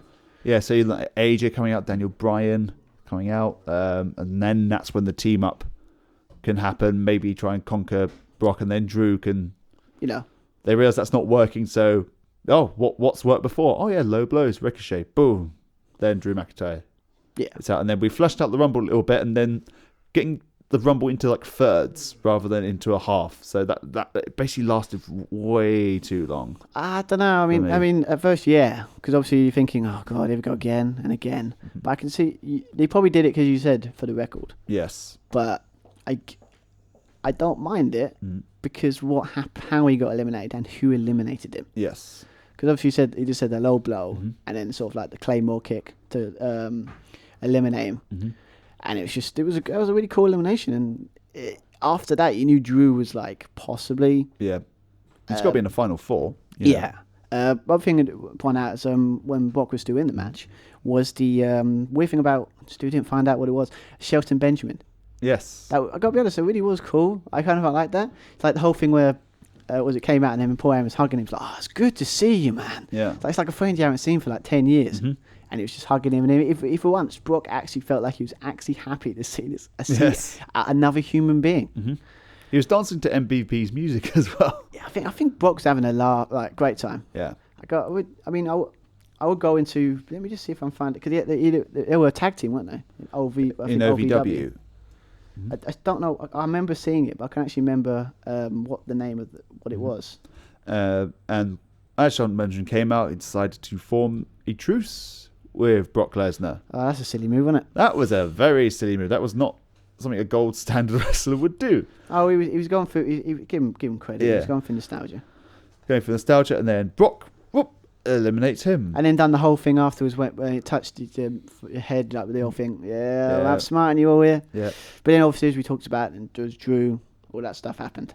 And obviously, in between, we're not going to bask in his glory for a moment. Oh God, yeah. And what was it? That's when it got really good as well. I was thinking it might have been him that would eliminate him because was it Keith Lee? And I think, as you said earlier, it was really cool. Like Brock was sort of like shocked a little bit. Yeah, knocked him down. That was the first time in the match. Brock has not gone face to face with Keith Lee yet. But that would be a money match there. I mean, just to take the title out of the equation. Yeah. Just have these two go against each other. Come on. Lovely. Wouldn't you want to see that? Braun Strowman came out and said, okay, maybe this is the moment now. We've got two big guys against Brock. It's an equal fight now, but Brock eliminates both of them at the same time. As old D. Dan both will say, nope. But yeah, so then obviously, and then when Drew got the elimination, it was sort of more like, I don't know, you would say treading waters a little bit, because obviously the Miz came out with AJ, and then Dolph came out. Yep. And obviously, then there was Carl Anderson came out, so you had like the OC thing with AJ. So that was, the match was starting to feel like a rumble Fleshing again. out a bit. Yes, now. Now we get to the bit that actually was rumoured to happen. But as always, they done a Hardy on us. There's a tease every year. The big one. Will it be CM Punk? Will Edge is maybe cleared? And there was. I did remember putting a comment about it, like on a Facebook thing from Walkabout, or that people did a Walkabout event, and they sort of went, "What happened? What would happen if CM Punk returned?" I would say, I would probably die. Yeah, like heart attack. It'd be the biggest pop I've had since Hardy's returned at WrestleMania 33. Ironically, I did get that pop. We did with the rated R superstar Edge. My God, he came out. Usually expect him in like the final two or the last number, but 21. Okay. Oh, it's just like I've watched that video many times. Stu can't prepare himself for it, and you should have seen it. It was like pop of the century. I mean, if I got the video, but I wasn't expecting it, so I didn't. I mean, you had this guy that kept filming every one, but I thought it takes the fun sting out of it. But no, I mean, it was more like jumping around, high-fiving everyone, like, this is freaking awesome. Yeah, man. I almost lost my voice just there and then. Oh, it's great. I love Edge. I mean, Edge is said it's like two wrestlers that are going to define my wrestling journey, or like liking wrestling. The Rock and Edge. And you can see how much that meant to Adam Copeland as well, because you saw Adam Copeland and you saw Edge. You saw him walk out, and you can just see his eyes looking around the ring and go, oh my God, I'm back here. This is absolutely incredible after 8-9 years. I think I just loved about it. It's just like, we didn't forget. It's like, God bless, we love it. That music. It never gets old. I mean, I've listened. How many times you've listened to that track in the last couple of days? It's like when Code Orange did the Fiends kind of thing, just listening to it over and over again. I was like, this is so good. That's what wrestling sometimes is about, themes as well. And the way it begins, you think of Undertaker's the gong sounds. Yeah. You've got If You Smell what's going. You've got that riff for Triple H. You've got the glass breaking for Stone Cold. Yes, and you got then Edge. You think you know me? Oh! And we just went nuts. It was freaking great. I loved it. And it's just, and then he just came in, he just like spearing everyone. Yeah. It's like going through like nostalgia and all that kind of stuff. They missed Dolph Ziggler. They missed the first spear, which is annoying, but. Yeah, but I think they're really trying to get the crowd's reaction, because we were pumped. Oh, for sure. Oh, but then obviously after that we had King Corbin came in. It's a bit. And obviously Matt Riddle. Bro. bit short. Staying way clear from Brock Lesnar, making sure Brock Lesnar's left the building. Yes, rumours, as you know, at the time was that they had a backstage scuffle. It wasn't a scuffle. I don't think it was like a. I think it was a verbal exchange. Right? I don't think it was an altercation. I think they're bigging it up a little bit too much, but that's basically what they do. Matt Riddle wants to retire Brock Lesnar. Pretty much has been open about that. He's also been open that he doesn't like Goldberg as a wrestler, which is a valid comment. Well, to be fair, yeah. I get it. He's not his thing. The thing that makes him over is not his wrestling ability. Yeah, his ability of doing short matches and hitting cool moves. And then Brock said something on the lines of, "Yeah, that's not going to happen." Wait, what? Brock's on Twitter? No, not on Twitter. No, this is. I was like, that doesn't sound like Brock. No. This is just backstage. Their verbal altercation. Brock's like something on the lines of, "Yeah, you're not going to beat me ever. That's never ever going to happen." Then I imagine Matt Riddle said something on the lines of, "Okay, bro." Oh yeah, I can see him doing that. And have you seen that video as well of the altercation between Goldberg and Matt Riddle? Not yet. No, am I missing out? That's funny. Is it? Yeah, it's on Goldberg's Origins or whatever it's called, 24/7 on the network. Yeah, that's quite funny. Matt Riddle's, oh no, bro. They're not missing out on some. The only thing about that match is they were just like they were squashing, weren't they? So would you want it now? But yeah, they had obviously Matt Riddle. He was in and out, blink of an eye. Before you knew it, he was out. Eliminated by Corbin, who also eliminated him on the Survivor Series. Oh god, nobody likes Corbin. So are we going to have King Corbin and the King of Rose? Only if Matt Riddle does a sort of oh no situation with the whole thing. His first match, 8 seconds, boom. Then that'd be fine because he'd be like, everyone would be happy. And so do that. Hail King Riddle. Go for it. Yeah. I'm up for that. And also, he's way more entertaining than Corbin. No offense. No offense. Anyway, so obviously Luke Gallows came in, all that stuff, and then Randy Orton came in, and we had a nice little exchange between Randy Orton and Edge. Rated RKO. I kind of like the bit when Edge is like, Randy Orton's like, where have you been, man? Mm-hmm. Like, you've gained some pounds, man. Like, you look good. Yeah, it's like it felt like they were just met up, right? Mm-hmm. It was really cool. So, sort of like, what was it? They sort of teased that they got together. Like, see if they had moments when they were like rated RKO again. Yeah, they did the double RKO. Like nice little tease for maybe the night after with like Randy Orton hovering. Well, should we talk about that now or talk about after the match? Because I want to talk about that. No, that's what obviously it's been a couple of days now. So yeah, go for it. Yeah.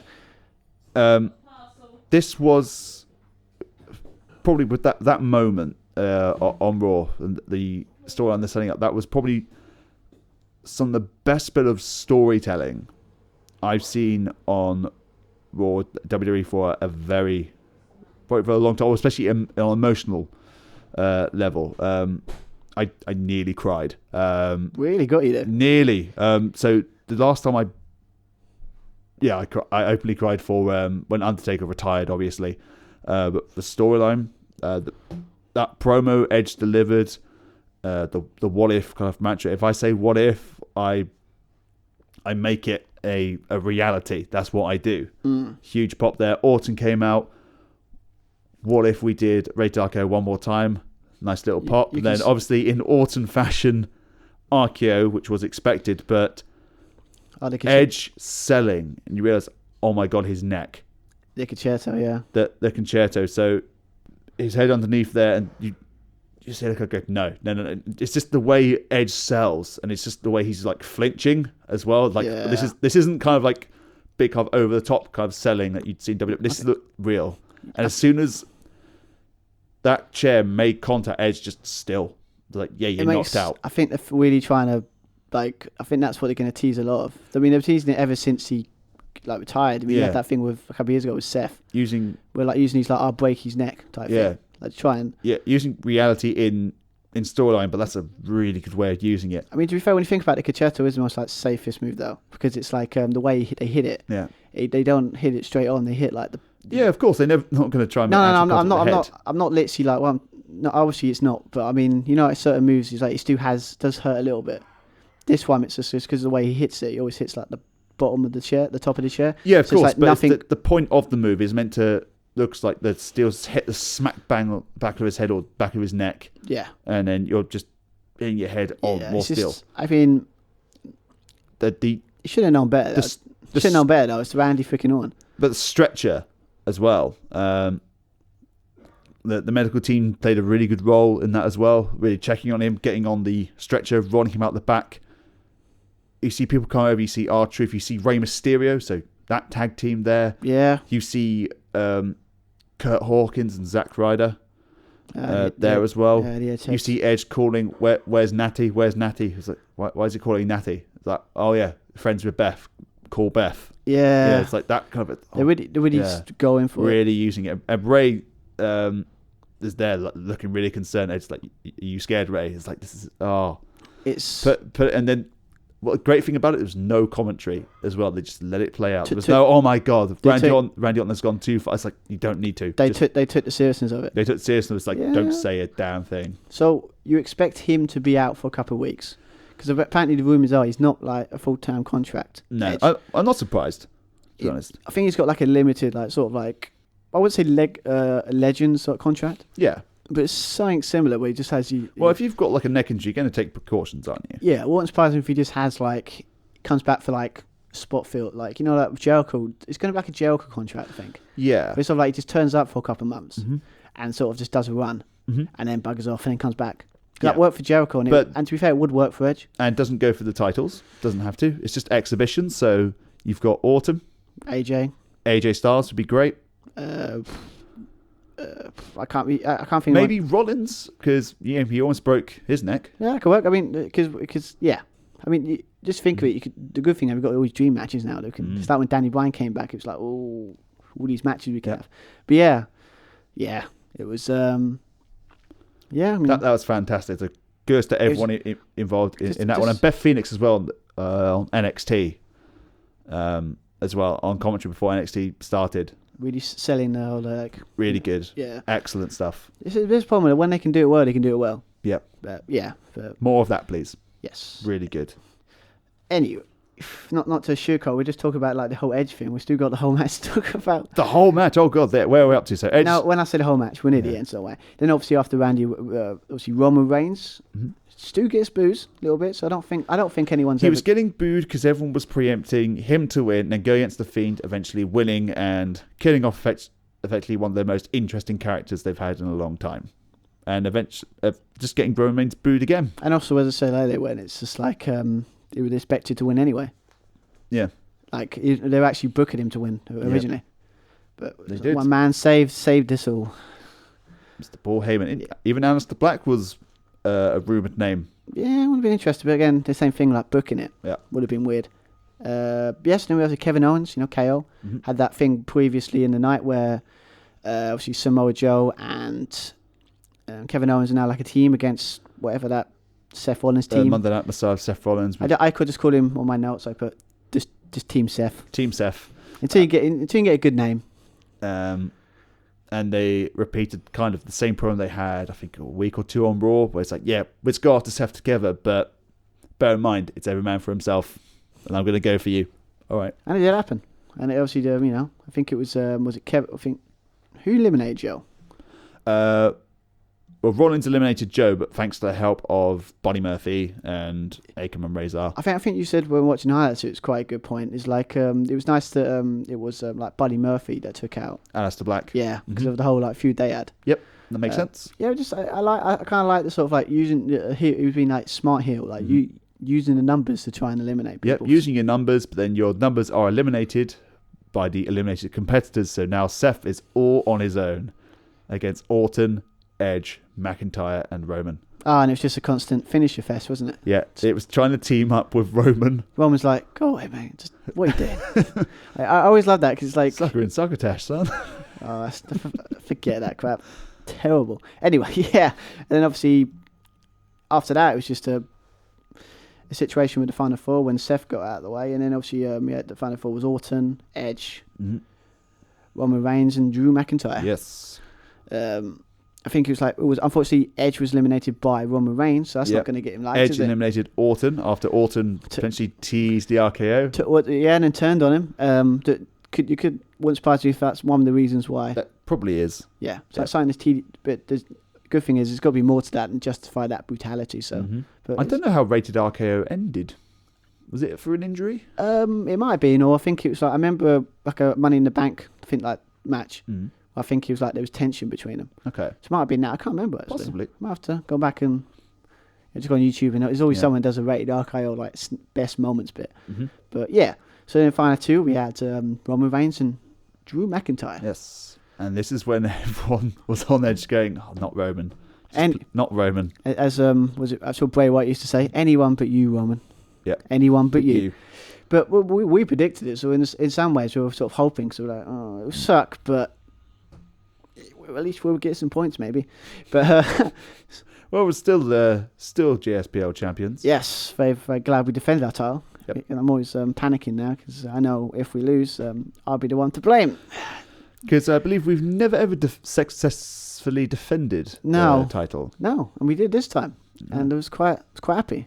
So all I'm going to say about that is you're going to hate us by the end of it, man. Yeah, bring on the Doc. Bring on Savage Land. Yes, very, very. It's going to be interesting. Never. I don't think I faced him in anything. Nope. So, but obviously we've got Josh Robinson? Josh Robinson. He's got the briefcase, so He's got the briefcase. Also won the Rumble. So he's in the WrestleMania Championship game, as well as 5 nights go.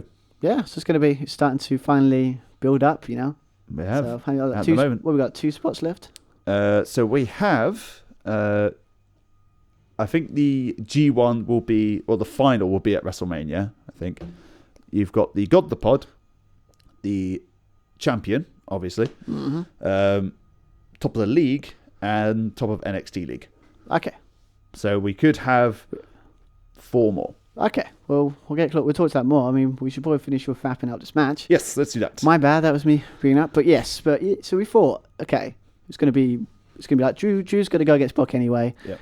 Because he eliminated him, so that sets up that feud, and then Robin will win and go against the Fiend.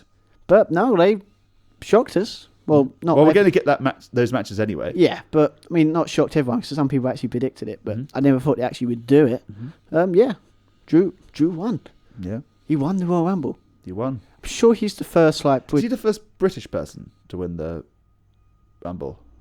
I think he is. Yes. Although, no, I don't say Sheamus, but Ireland's not technically a part of Great Britain. It's part of United. It's part of United Kingdom, but it's not a part of Great Britain. If that. But yeah, who did Bret Hart draw against? Because they drew, didn't they? Not a British Bulldog, was it? It wasn't. Was it? No. Lex Luger. That's what it was. Yeah. So no. So no then. No. so yeah. It's really apparently like when he won it, it's like obviously Walkabout had like one Glasgow, and it really apparently he was on like bump, like the guy that ran that. Yeah. So yeah, I got a feeling it's going to be huge. Like I've been waiting for like a British-born WWE champion for years, and especially when WWE are trying to reinsert their dominance in the UK market. Yeah. Especially with that new deal with 5, like Channel 5. Yep. Where they've got all the matches. Like now got highlights of Raw and SmackDown, and we get NXT UK. NXT UK. So maybe this is another way of getting into the market, right? Maybe. But it's just because Drew deserves it. Should have pushed him months ago. Yeah. So yes. The face turn was a little bit sudden, but in this case it works because he actually works as a face quite well. It wasn't too long ago that we were saying, Drew could be, like when he returned with Dolph, he could be one of the next big guys. The next big they were stars. pushing him because obviously he had the thing where we went against at the time Shield, and beat them all clean, and beating the crap out of them. So this was, and for a lot of people said like last year, so if he's not champion before the end of the year, it'd be a travesty, and he wasn't. So maybe they're trying to make up for that. Yep. But yeah, all I've got to say to that is thank you, Paul Heyman. Thank you, Heyman. If the rumors are true, of course, but when have they ever been not true? Who knows? Anyway, but yeah, this was a great moment, and I think I'm excited about that. First time in a while, I'm actually excited for a Brock Lesnar match. Yeah. So I think overall this was really. I think this is like best one in a while. I would say 4 out of 5. I think so. Yeah, 4 out of 5 sounds good to me. It was paced well. Didn't overdo it. Yeah, the Brock for me went on for a little bit too long, but not too long that it didn't feel I can get what he did it, and it sort of did pace it. That paced it quite nicely. Yeah. And he said got rid of the, I don't want to say dead weight, but the ones that weren't probably going to win it anyway. But obviously this is going to be remembered for Drew eliminating Brock, Edge's return, and Drew winning it. Of course. So that's 2020. Yep. Yeah, final thoughts on it. Final thoughts. There's only really one dead match, and that was the SmackDown Women's title. But I always look forward to the Rumble each year. I'm not too miffed about Charlotte winning too much now. I obviously preferred Shayna, but overall, good night, I thought. Yeah, I mean, it was actually, I was worried because obviously going in, it wasn't anything that really got me excited. No. But as always, it surprised me. Yeah. And obviously they got me with Edge.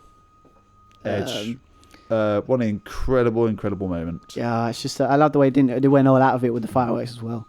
You know, 'cause I used to hate when he returned and he didn't do the fireworks when he returned. And we get what's nice about it being on a baseball field is we get a different set, I guess. Yeah, I mean, I think the way I love the way how massive it looked. I know it's a baseball stadium, but it's just like the arena's just really cool. It felt big, like proper. Sometimes they had them Royal Rumbles in smaller venues, but this one it felt like an importance again. Sure. But yeah, I mean, women's one was Royal Rumble was a bit. I think that struggled from having any credible sort of like challenges. Yeah. But it was. I mean, but it's a nice showcase of the upcoming stars. Yeah, I mean, NXT. but Shayna Baszler did put a good performance. Yep. But Bianca Belair. Obviously. Santina Morella, obviously. Yes, that's. I'm going to waste that from my mind after this recording. So, thank you.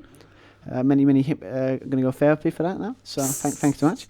But anyway, yeah. Because of the whole Santina Morella thing, or is it because of the guy in the dress? Both. Yes. And you said the women's match was quite. Yeah, the SmackDown Women's Title match was just like nothing there. No. Sadly. Daniel Bryan. Good stuff. Yeah, good stuff. Didn't go too overboard with it. Mm-hmm. Becky beat Asuka clean. Yeah, and then obviously Royal Rumble was definitely awesome. Yeah. So if I was going to give it, let's try and go for grades. Yeah, okay. I would give this. Would 8 out of 10 be too much? I'd say like B- kind of territory. I'd say. I think it's 7.5, 8. I think it's because it's hard to find anything really like cringeworthy. I mean, Edge's return instantly bumps up a few points. So. Yeah, and you didn't have too many matches either. No, the night didn't drag. The pre-show did, but the actual event didn't. No, they done the whole what's it? Quality over quantity. Yes, that's always a good recipe when you're doing 4 or 5 hour long pay-per-views. Mm-hmm. Can't be doing it anymore. No. But so that's our thoughts on Royal Rumble 2020. That's that. Yeah. So, as we said, we're Stu Champs. We are indeed. So we look forward to our title defense of Fastlane. Well, there'll be more stuff on. Would you like to discuss any more stuff you want like your Twitter stuff? Yep. So follow us on Twitter at Josh and Stu Pod. If you want to know a little bit more about the GSPL league, you can still get involved. There might still be a very, very slim chance you might be able to get into the WrestleMania Championship game, but the league will be resetting after WrestleMania. We've got our different games. We've got our G1. We've got our knockout tournaments. We've got our NXT league. If you want to know more details, follow us on Twitter and on our Gmail at joshandstewpodcast@gmail.com. Any questions or queries? If you want to know, we want to know way more about our prediction game and anything else about us. Mm-hmm. We have obviously our website on Wix. Our website as well. Yes, at joshandstewpodcast.wixsite.com. That's the one. Yes, it's a bit of a mouthful, but we're working on it. But and obviously if you haven't had a chance already, obviously I started a new retro type review series. Yes, looking at the year 2000. Yep, I'm going to go through every single pay-per-view. Every single one. Yes, because I've been told that it's probably one of the best creative years WWF at the time ever had. So I really wanted to watch it. Are you looking at the British pay-per-views as well? I'm just literally going through what's on the list. Okay. So, but I'm happy to go through that. Perfect. But I'm literally going through I went on Network, gone 2000, and every pay-per-view that's on there, I'm going to review. Yep. So obviously I started with Royal Rumble 2000, one of the classic ones. Yep. It was great to watch back. So next one will be next. We'll release it probably before Fastlane, or maybe earlier if I can get my ass in gear. One a month also. Yeah, I'm gonna do it bi-monthly, so it's so Okay. time to watch it and really look into it. Obviously, next one's gonna be No Way Out. Yep. And that one's gonna have we're talking about the one that had Hell in a Cell between in a Triple Cell. H and Mick Foley. Yeah, his retirement match. The last couple of months, but anyway, but yeah, Last couple of months. but yeah, it's 2-time match. Yeah, it's just so I'm really looking forward to going back and watching that. So look out for that on our Twitter and Yeah. all kind of stuff. Yeah, so I guess only one more thing to say. I've been Stu Irvine, I've been Joshua Plummer. and we'll be back with our review of Fastlane. See you then. Okay, bye. That was a car.